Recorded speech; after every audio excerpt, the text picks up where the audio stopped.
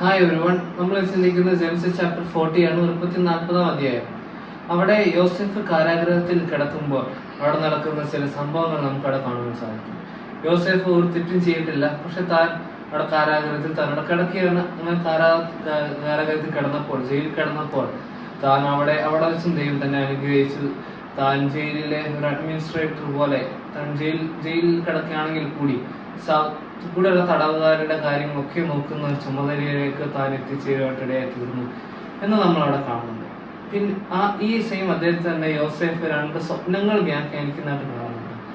യോസെഫ് കടന്ന പ്രിസണിലോട്ട് തന്നെ ഫറവോന്റെ അപ്പക്കാരനും ഫറവോന്റെ പാനപാത്രവാഹകനും അവിടെ വരുവാനായിട്ടിടയായി.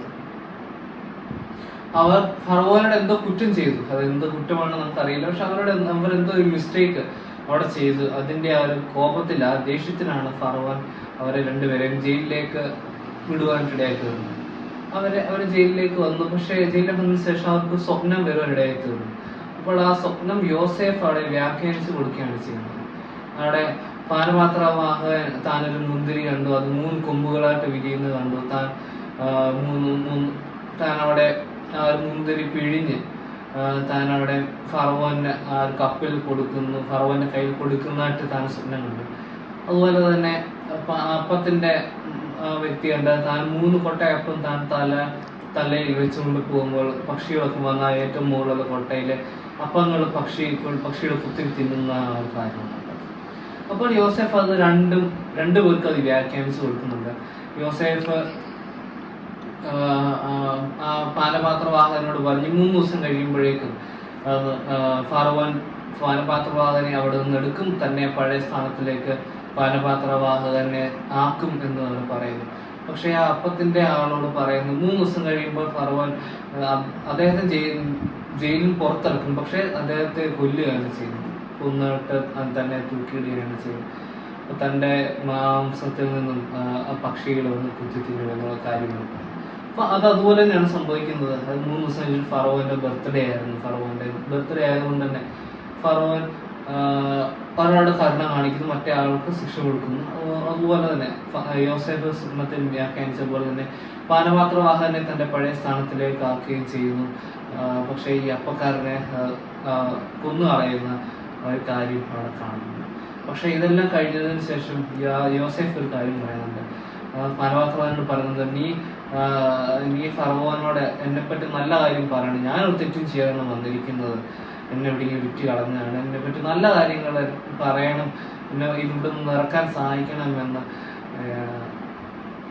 യോസെഫ് തന്നെ പാനപാത്രവാഹകനോട് പറയുന്നു. പക്ഷേ പാനപാത്രവാഹകൻ മറന്നു പോകുന്നതായിട്ടാണ് നമ്മൾ അവിടെ കാണുന്നത്. അപ്പോൾ നമ്മൾ ചിന്തിക്കുവാണെങ്കിൽ ദൈവം നിമിത്തമാണ് ആ മനുഷ്യനത് മറന്നു പോയതെന്ന് നമുക്ക് മനസ്സിലാക്കാൻ സാധിക്കും. കാരണം ഇപ്പോൾ ഈ വ്യക്തി ഓർത്തിട്ട് ഫറവോനോട് പറയുകയാണ്, ഓക്കെ ഇങ്ങനെ വ്യക്തിയുണ്ട്, തെറ്റും ചെയ്തിട്ടല്ല, എന്റെ സ്വപ്നം ഇങ്ങനെ വ്യാഖ്യാനിച്ചു എന്നല്ല ഇങ്ങനെ പറയാൻ. ഫറവോൻ ഓക്കെ നല്ലൊരു വ്യക്തിയല്ലേ, അത് എന്തിനാണ് ജയിലിടുന്നത്, അദ്ദേഹത്തെ ഫ്രീ ആക്കാമെന്ന് പറയുമായിരിക്കും. അങ്ങനെ ഫ്രീ ആക്കുകയാണെങ്കിൽ, അങ്ങനെ നടന്ന് അങ്ങനെ യോസെഫിനെ ഫ്രീ ആക്കുമെങ്കിൽ യോസെഫിന് എന്ത് ചെയ്യും? യോസെഫ് ഒരു പക്ഷേ യാത്ര ചെയ്തു. ഇപ്പൊ യോസെഫ് ചെറിയൊരു അഡൽട്ട് ആയിട്ടുള്ള വ്യക്തിയാണ്, പ്രായമുള്ള വ്യക്തിയാണ്. അപ്പോൾ ഒരു 30 ഇയേഴ്സിനടുത്തൊക്കെ പ്രായം ചിലപ്പോൾ ഒരു പക്ഷെ കാണും. അപ്പോൾ ആ യോസെഫ് ഇത്രയും മുതിർന്ന വ്യക്തിയാണ്. താൻ ഒരു പക്ഷേ താൻ അവിടെ നിന്ന് തിരിച്ച് തൻ്റെ വീട്ടിലേക്ക് യാത്ര ചെയ്ത് പോകുവാനായിട്ട് ഇടയെത്തിയിരുന്നു. അപ്പോൾ ദൈവം എന്താണ് തന്നോട് ഉദ്ദേശിച്ചത്? ദൈവം ഉദ്ദേശിച്ചത് താൻ അവിടുത്തെ വലിയൊരു വ്യക്തിയാക്കണം, ഈജിപ്തിലെ ഒരു പ്രൈം മിനിസ്റ്റർ പോലെ ഒരു വ്യക്തിയാക്കണമെന്നാണ് കാര്യങ്ങൾ ദൈവം ആഗ്രഹിച്ചത്. പക്ഷെ ഈ സമയത്ത് റിലീസ് ചെയ്യുവാണെങ്കിൽ യോസെഫ് തിരികെ യോസെഫിന്റെ വീട്ടിലേക്കോ അങ്ങനെ എന്തെങ്കിലും പോകുവാനായിട്ട് ഇടയാകും. അപ്പം ആ ഒരു കാര്യം സംഭവിക്കാതിരിക്കുവാനായിട്ട് ദൈവം ആ വ്യക്തിക്ക് മറവിയെ കൊടുത്തു എന്നുള്ള കാര്യം നമ്മൾ കാണുന്നു. പിന്നെ നമ്മൾ ചിന്തിക്കുമ്പോൾ മറന്നുപോയ ആ കാര്യം കൃത്യസമയത്ത് തന്നെ ദൈവം തന്നെ ആ മനുഷ്യനെ ഓർപ്പിക്കുന്നതായിട്ട് നമ്മൾ പിന്നീട് നമുക്ക് കാണാൻ സാധിക്കും. പക്ഷെ നമ്മൾ മനസ്സിലാക്കേണ്ട കാര്യങ്ങൾ, നമ്മൾ ഏത് അവസ്ഥയിലായി കഴിഞ്ഞാലും ദൈവം നമ്മുടെ കൂടെയുണ്ട്. നമ്മളായിരിക്കുന്ന സ്ഥാനത്ത് ദൈവം നമ്മൾ ബ്ലെസ് ചെയ്യും.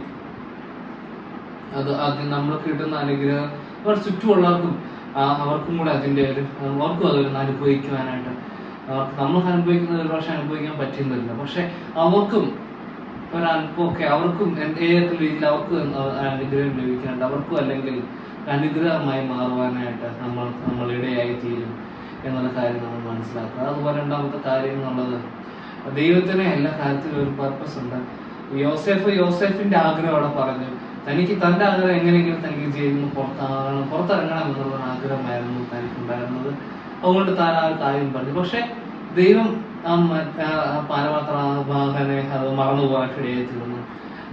അതുകൊണ്ട് തന്നെ യോസേഫ് പിന്നെ ജയിലിൽ കിടക്കേണ്ടി വന്നു.